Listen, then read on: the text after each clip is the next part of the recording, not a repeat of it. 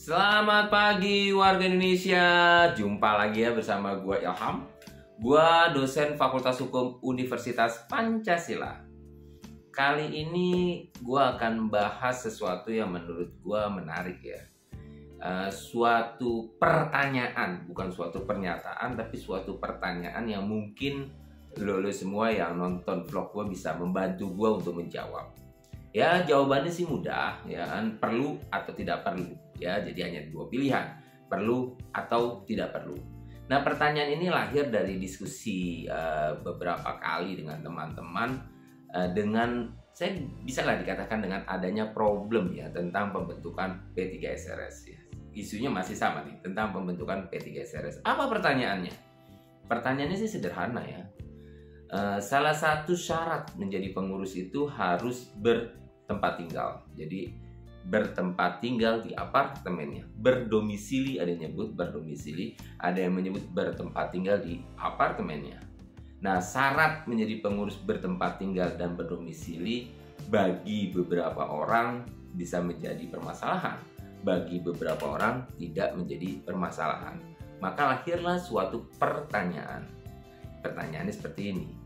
Apakah syarat bertempat tinggal, berKTP, berdomisili di apartemen atau di rumah susun menjadi suatu hal yang harus ketika seseorang ingin menjadi pengurus P3SRS ya, baik pengurus maupun pengawas ya di P3SRS. Nah, itu pertanyaannya ya. Pertanyaan itu yang akan aku coba gue gali problemnya. Kemudian gue berharap teman-teman semua dapat menjawab pertanyaan tersebut.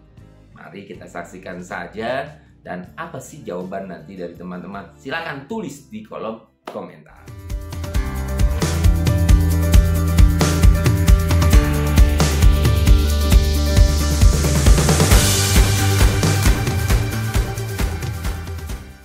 Secara normatif ya, syarat bertempat tinggal atau berdomisili memang diatur di dua ketentuan. Ini yang berlaku secara nasional. Gua nggak akan singgung Pergub ataupun Perwal ya, ataupun surat edaran di Tangerang, Kota Tangerang Selatan. Enggak, gua hanya mengacu kedua.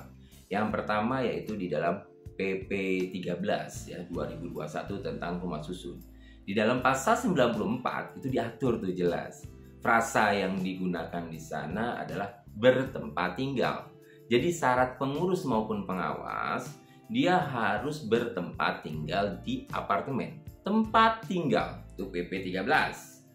Nah, berbeda dengan PP 13 di dalam Permen 14 tahun 2021 tentang P3SRS di pasal 21 tentang syarat pengurus dan pengawas tidak menggunakan frasa bertempat tinggal, tapi dia menggunakan frasa berdomisili. Artinya kalau saya mau maju menjadi pengurus pengawas, saya harus berdomisili di apartemen. Memang kalau kita buka di dalam lampiran Permen 14 dalam anggaran dasar, tempat tinggal sama dengan domisili coba disamakan. Tapi secara nomenklatur, secara frasa, secara peristilahan berbeda diksinya. Kalau di PP itu menggunakan bertempat tinggal, kalau di Permen 14 itu menggunakan berdomisili. Nah, akibatnya timbul banyak wacana untuk menafsirkan hal tersebut. Ya, apakah yang menjadi bukti untuk bertempat tinggal, apakah yang menjadi bukti untuk berdomisili? Ada yang menafsirkan harus berKTP, ada yang menafsirkan harus dengan surat keterangan domisili, ada pula yang menafsirkan harus diperkuat dengan adanya bukti bayar air, bayar listrik yang membuktikan bahwa dia benar-benar bertempat tinggal di sana. Ya, itu problemnya, banyak tafsir di dalamnya. Memang kalau kita baca dalam putusan Mahkamah Agung ya perkara judicial review, perkaranya ini nomor 28 ya, itu dicantumkan di sana buktinya itu adalah kartu tanda penduduk ya. Itu memang ketika menafsirkan Permen 23 tahun P3 tentang P3SRS, tapi dalam konteks ini Permen 14 itu memang suka dijadikan rujukan. Tapi di lapangan tetap terjadi penafsiran yang berbeda. Ada yang menyatakan seperti tadi ya, secara ansih, secara argumentatif dia menyatakan bahwa nggak perlu tuh KTP, ya nggak perlu domisili, yang penting dia bertempat tinggal, frasanya bertempat tinggal. ya, dibuktikan dengan pembayaran air, pembayaran listrik. Ada juga yang menyatakan ya harus ada KTP karena dalam KTP lah secara yuridis menunjukkan orang bertempat tinggal di mana.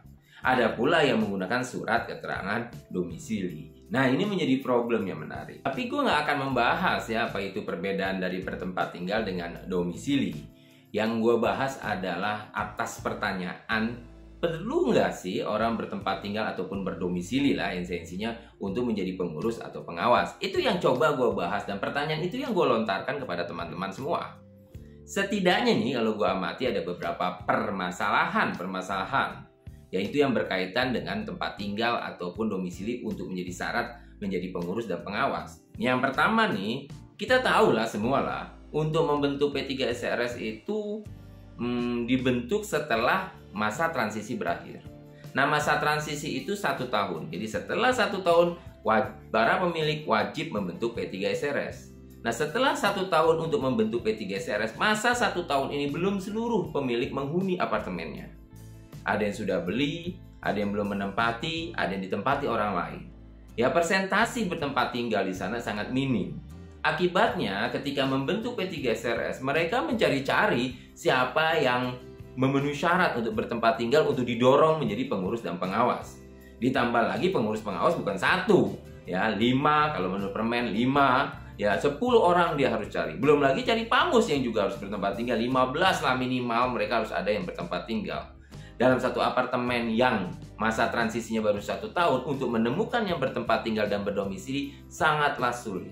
Akhirnya timbul permasalahan tidak bisa membentuk P3SRS. Terkatung-katung lah pembentukan P3SRS. Itu problem yang pertama.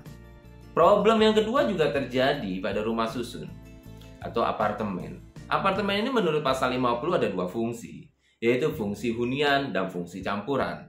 Pada fungsi hunian pasti ada yang bertempat tinggal. Pada fungsi campuran, misalnya apartemen plus hotel plus perkantoran plus mall. Nah, pemilik hotel, mall, kondotel dipastikan tidak akan bertempat tinggal.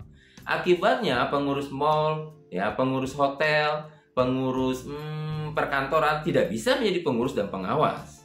Hanyalah para pemilik apartemen yang dapat menjadi pengurus pengawas. Padahal fungsinya adalah campuran dan mereka diakui kepemilikannya sama-sama memiliki SHM Sarusun. Tetapi ya bagi pemilik non-hunian tidak bisa menjadi pengurus P3SRS. Ini sering menjadi problem. Salah satu apartemen di kota Bandung, ya itu problem sampai sekarang. Karena pemilik mayoritasnya itu non-hunian. Yang huniannya hanya 10%. Nah 10% inilah yang kemudian menjadi pengurus dan menguasai pengelolaan. Akhirnya timbul problem di sana antara fungsi hunian dan fungsi campurannya. Ya karena tidak jarang satu apartemen lebih besar fungsi non-huniannya daripada fungsi campurannya.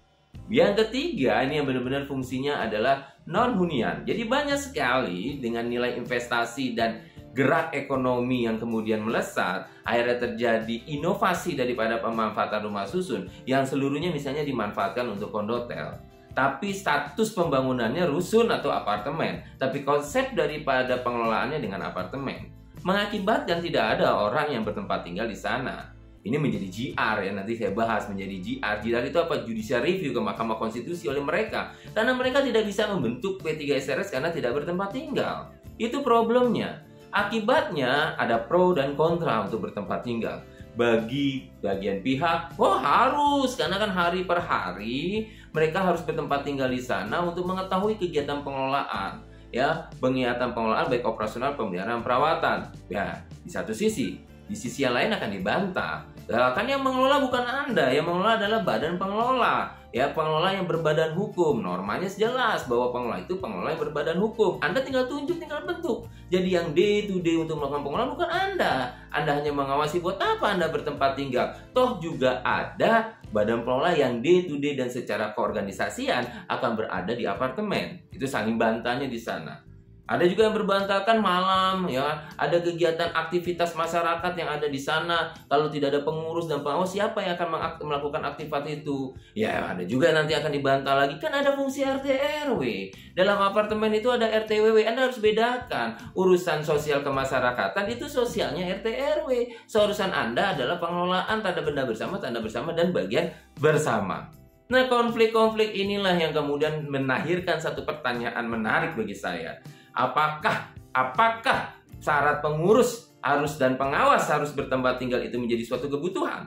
Atau kita hilangkan saja? Saya nggak menjawab. Saya minta jawabannya dari teman-teman, dari sahabat-sahabat saya, sahabat-sahabat gue, ya, di lingkaran diskusi forum Rumah Susun. Tapi sebagai benchmark, sebagai tolak ukur, coba kita lihat di beberapa negara. Di beberapa negara, saya nggak sebut negaranya ya, beberapa negara itu tidak mensyaratkan adanya tempat tinggal. Yang mereka syaratkan adalah apa? Status kepemilikannya. Sepanjang dia pemilik, dia punya hak untuk menjadi pengurus P3SRS. Itu di beberapa negara, ya kan? Tapi ada juga yang berpendapat kan konteks suatu negara belum tentu sama dengan negara Indonesia. Ya kan, rumput tetangga memang lebih hijau daripada rumput kita. Tapi ketika kita lihat ada kultur budaya kita yang berbeda, ada tradisi yang berbeda, ada pergesekan suatu norma keluar, apa yang menjadi filosofi norma harus bertempat tinggal. Nah, itu banyak sekali perdebatan yang muncul. Itu yang menjadi pertanyaan. Nah, maka di akhir daripada vlog ini gue utarakan lagi pertanyaannya. Tolong ya teman-teman jawab. Penting nggak? Ya, perlu tidak? Ya, bahwa pengurus dan pengawas itu bertempat tinggal di apartemen. Itu saja ya konten pada saat hari ini. Ya, sama seperti biasa lah ya. Saya ucapkan salam sehat dan berkah buat kita semua.